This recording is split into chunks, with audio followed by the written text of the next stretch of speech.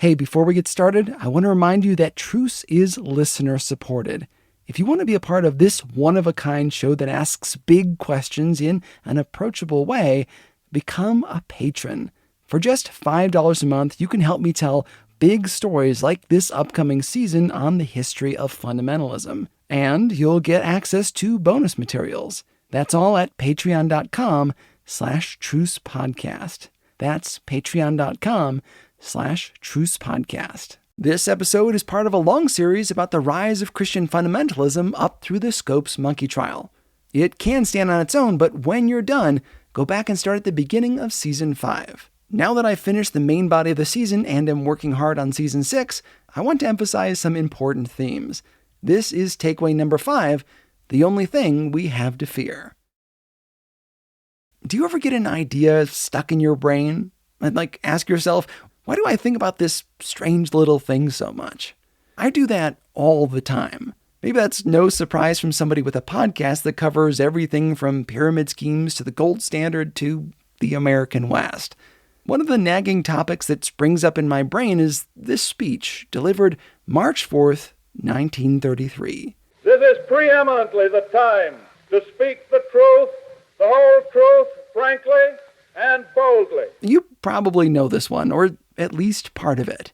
This is Franklin Delano Roosevelt's inaugural address. Right at the top, he delivers this famous line. Let me assert my firm belief that the only thing we have to fear is fear itself.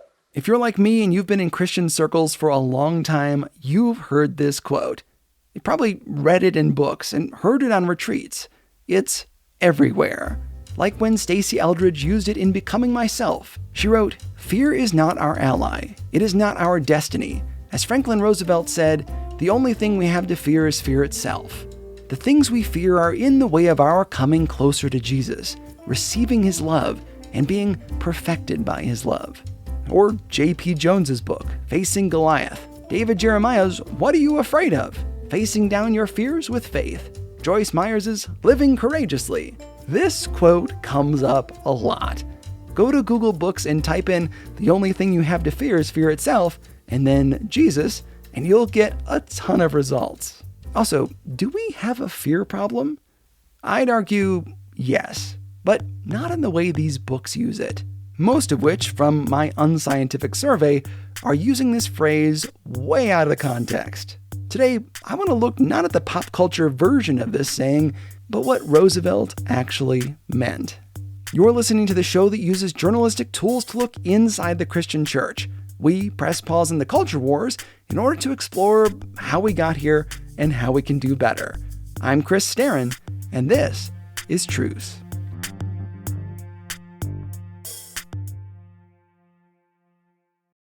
This episode is brought to you by No Small Endeavor, the acclaimed podcast from Great Feeling Studios and PRX. In each episode, host and award-winning theologian Lee C. Camp sits down with courageous and impassioned people, like Hollywood legend Rob Reiner and civil rights hero Reverend James Lawson, talking about what it means to find true happiness and flourish in day-to-day life. And if you're looking for somewhere to start, why not check out the recent episode with award-winning journalist and best-selling author Tim Alberta on Christian nationalism's role in the Republican Party. Follow No Small Endeavor on Apple Podcasts, Spotify, or wherever you get your podcasts.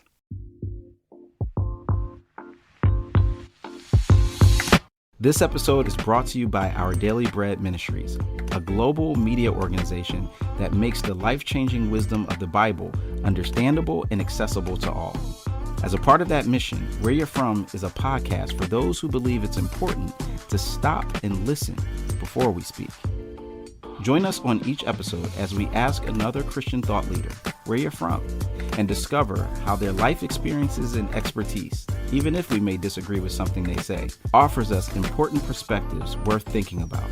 To see our list of guests, visit whereyourefrom.org today. That's whereyafrom.org. I'm Russell Berry, reminding you that it's not just about where you're at, but it's also about where you're from.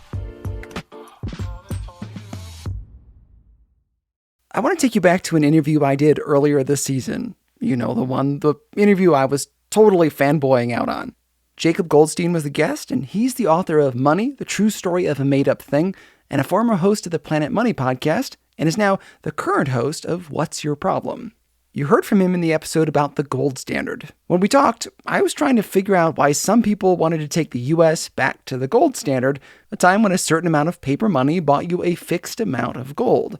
Why do we like this gold stuff so much that some of us want to tie it to our money supply? So I think maybe part of the allure of the gold standard is this desire to believe that money is a real physical thing in the world like gold, but it's not.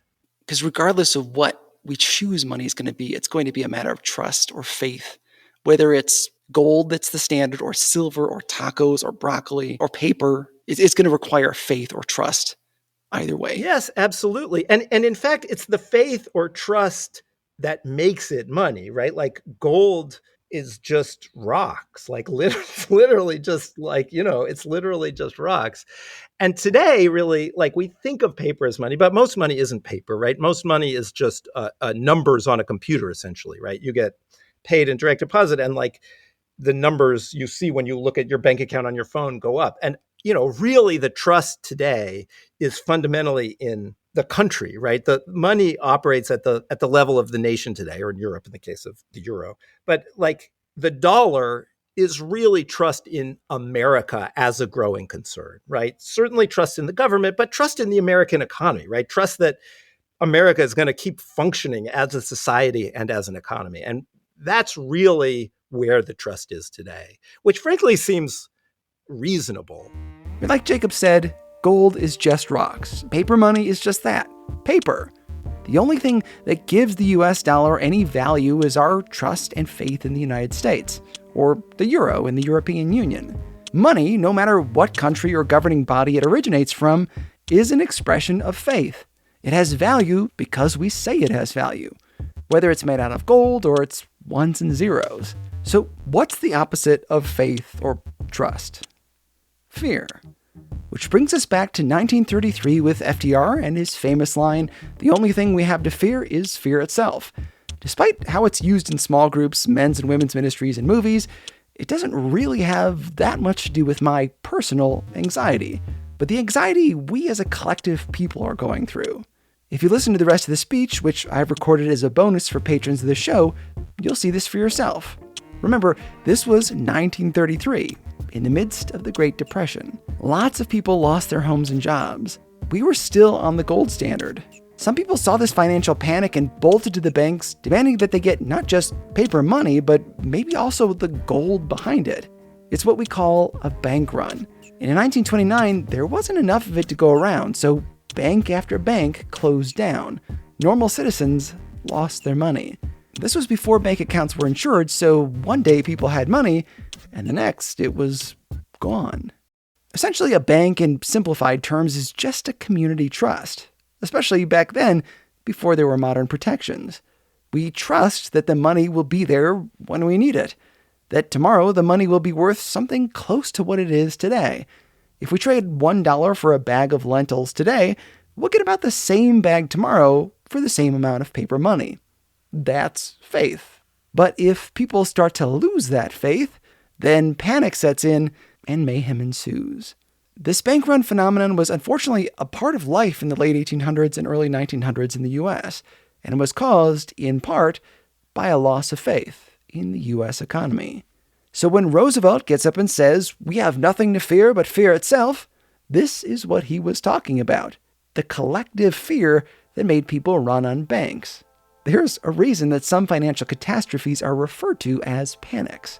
It's not the only reason for financial crisis. Roosevelt himself goes on in the speech to blame those he calls moneylenders, but a loss of faith in currency is one reason for financial calamities. This idea has been stuck in my brain for a long time, like almost 2 years by the time you've heard this episode. The idea of losing a shared faith and how it impacts us as a people. It makes me think of God's currency, this special economics we have in the Christian world. Evangelicals, like myself, believe in this deal that Christ struck. Believe in him, repent of your sins, Jesus takes those sins on himself, and in return, you get God's grace. It's fairly straightforward. Once you're saved, you're supposed to go and show grace to others. That is our playbook. We try to add to it. We definitely try to subtract from it, but that's the playbook. It's how God grows his kingdom and how he's done it for a long time. The world tells us to fight back, but with Jesus on the cross, he's mocked by the crowd and he says, "Forgive them, Father, for they know not what they do." In the Sermon on the Mount, he instructs his followers to turn the other cheek, love your enemy, bless those who curse you, give to those who ask of you. That's God's economy. We're supposed to have faith in his process, to trust that God knows what he's doing. But what happens if things get really stressful? We think about all the things that could go wrong. We forget God's goodness, his provision, the playbook. And listen, this is me too. Last December, when I was preparing to speak in front of my church to ask for their financial support for the show, I had a full-on panic attack. It was so bad, I had to miss half a day of work. Believe me, I get it. But the playbook says maintain faith in God's economy. Keep loving God, keep loving your neighbor. Not just on an individual level, though. I think this is where we get into really misusing FDR's speech. He was referring to collective fear. If one person lost their faith in the American economy, well, that's not a big deal. If a whole country loses faith, that's another thing. In a similar way, when we, as the church, lose faith in the way that God does things, that's when we get into serious trouble. It's a shame when one person drifts away from God's way of operating. But when we as a collective people do it, it's a catastrophe. This is probably the best way I've come up with to think about this modernism and fundamentalism debate. They are both errors, both extremes. Modernism loses faith in the God described in the Bible. It says, I'm not so good with this guy. I don't trust him. So I'll do things my way, even if it means 50 cents on the dollar and I blow the whole thing up. Fundamentalists are like the people in the economy who don't trust each other. They're willing to throw out God's economy of grace because they're worried that the other guy is going to mess things up, not do their part, or take too much. Modernists didn't trust God at his word. Fundamentalists lost faith in God's ability to change people's hearts. Both endangered the system. Yeah, I stretched the metaphor pretty thin, but I hope you see what I'm getting at. When you get on social media or in a conversation with someone who's angry, it might be because they've lost faith in God's economy, his playbook. Spread the gospel, trust Jesus as the Son of God, love your neighbor, go and sin no more. Which brings me back to us, you and I. When we find ourselves angry at fundamentalists or modernists or any of the other people groups out there, what are we supposed to do?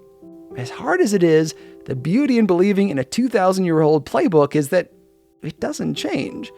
It's the same. Do you have a relative who openly hates people? Pray for them. Are you worried that someone's going to come and take your stuff?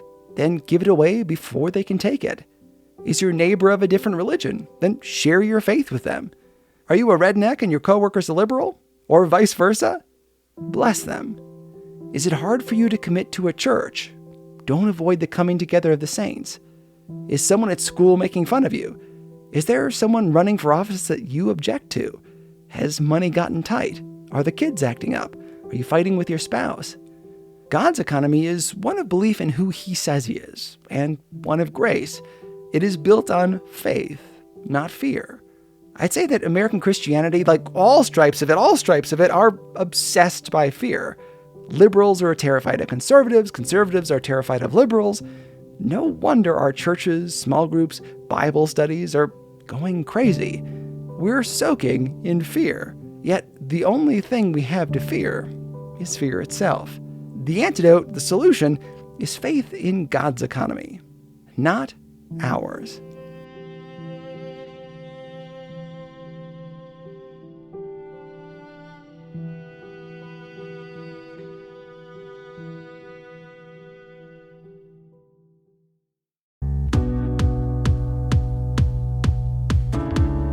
Thanks again to Jacob Goldstein for granting me that interview, almost 2 years ago. Gracious, it still makes me smile. By the way, all the religious bent of this episode reflects my opinion and not necessarily his. But you should buy his amazing book, Money, the True Story of a Made-Up Thing. It's on my bookshelf, and I adore it.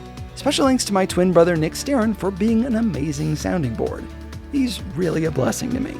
Truce is still listener supported. This thing only happens thanks to folks like you. I'm hard at work on season 6 and I need your help to tell it. You can give via PayPal, Venmo, check, or on Patreon where you can give a little each month.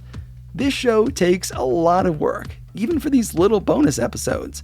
I read so many books and original documents. I wrote this episode out word for word, edited it, posted it, made graphics, and marketed it. Stewing takes time. And if you help via Patreon, you can hear my full recording of FDR's speech. It's really good. Subscribe so you get every new episode as it's released. And remember to share it with your friends and family. God willing, season 6 is on its way. And we'll talk again soon. I'm Chris Staron, and this is Truce. This episode is brought to you by the Compelled Podcast. What would you do if you came face to face with a murderer sent to kill you for being a Christian? For Virginia Prodan, that question isn't hypothetical. Virginia was a small, petite attorney defending Christians in court in communist Romania. And she was really good. So good, in fact, she caught the attention of the communist regime. One day, a tall, muscular man walked into her office, closed the door, and pulled out a gun. He barked, "Shut up, sit down. I'm here to kill you." Virginia was face to face with a trained assassin. What happened next would surprise both of them. Listen to Virginia's entire story on the Compelled Podcast, where they find incredible true life stories of God working through the lives of normal people. Virginia is on episode number 31, which is titled, He Came to Kill Me. Listen on your podcasting app or at compelledpodcast.com.